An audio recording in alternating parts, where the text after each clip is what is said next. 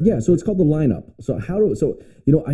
I see this as where the first part of breakdown or failure when creating out that team usually ends up happening is that there's not really a true understanding of how they create the lineup. Yeah.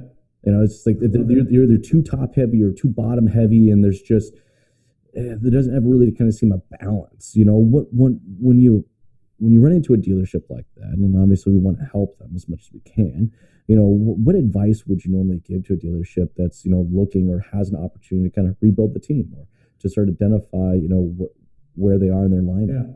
Well, it sounds really cliche because I think everybody says it now, but to proactively recruit and really have a strategy or plan in place so that you're not reactive in hiring. And I think I Sure. see it so much. I'm sure you see it with a lot of the dealerships you work with. Is it's really easy to get stuck in your day to day and kind of in the mud, and forget about a plan. Even if you put together a plan, it's easy to forget about it. But then it truly is.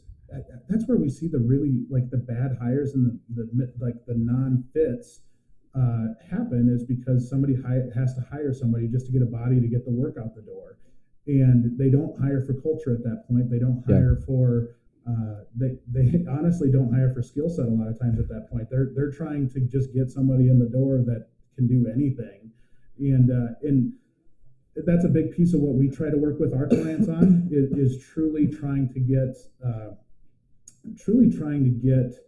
some level of proactive approach to recruiting and even retainment. Right, you've got to understand the people in your dealership at that time are very, very important to you. And I think, we put too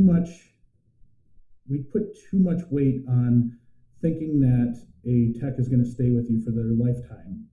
I think the average career or the average stay. But we also spend enough time even deciding what the tech, like we don't create a clear path for techs to evolve. Oh no, we don't. I mean, I see guys back here that are 15 years into it. Yeah. They're doing the same shit they're doing. All right. Yeah. When they started 15 years ago. Which is not good for anybody. Which is not good for anybody. No. Surprisingly, they seem to be okay with it. But that's very few selective individuals that can do that. Yeah. I mean, look, we're not holding on to people because we're not also developing out who they are as people. Right.